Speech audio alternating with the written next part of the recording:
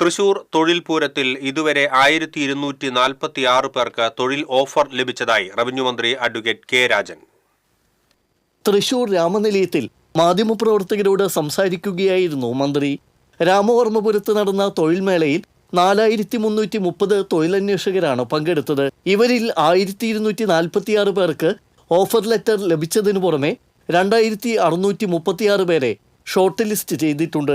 മേളയിൽ പങ്കെടുത്ത ഉദ്യോഗാർത്ഥികളിൽ തൊഴിൽ ലഭിക്കാത്തവരെയും ഷോർട്ട് ലിസ്റ്റ് ചെയ്തവരെയും ഉൾപ്പെടുത്തി മെയ് 18 മുതൽ 24 വരെ തൃശൂർ കോർപ്പറേഷന്റെ തൊഴിൽ പൂരത്തിൽ പ്രത്യേക അഭിമുഖങ്ങൾ ഒരുക്കുന്നതായും മന്ത്രി പറഞ്ഞു.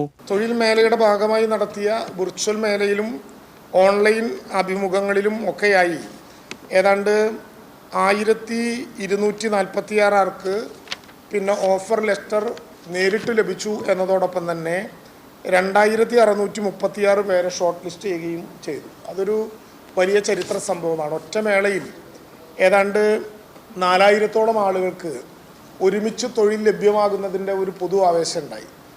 1246 ആളുകൾക്ക് സ്പോട്ട് അഡ്മിഷൻ എന്നൊക്കെ പറയുന്നത് പോലെ സ്പോട്ടിൽ തന്നെ ജോലി ലഭ്യമായി. ഇനി 2636 ആളുകളെ ഷോർട്ട് ലിസ്റ്റ് ചെയ്തു. ആ ഷോർട്ട് ലിസ്റ്റ് ചെയ്തതിൽ വലിയൊരു ശതമാനം ആളുകൾക്ക് തൊഴിൽ ലഭ്യമാകും എന്നാണ് എൻ്റെ ധാരണ. മെയ് 3-ാം വാരത്തിൽ പ്രാദേശിക ജോലികൾക്ക് വേണ്ടിയുള്ള ചെറുമേളകൾ അതത് പ്രദേശത്തെ തദ്ദേശ സ്വയംഭരണ സ്ഥാപനങ്ങളുടെ നേതൃത്വത്തിൽ സംഘടിപ്പിക്കും. ജില്ലയിൽ 50,000 പേർക്ക് തൊഴിൽ നൽകുമെന്ന് വിജ്ഞാന കേരളം അഡ്വൈസർ ഡോക്ടർ തോമസ് ഐസക് പറഞ്ഞു. ജില്ലാ panchayat president VS Prince, doctor P Sarin എന്നിവരും വാർത്താ സമ്മേളനത്തിൽ പങ്കെടുത്തു. TC വിനോസ്, തൃശൂർ.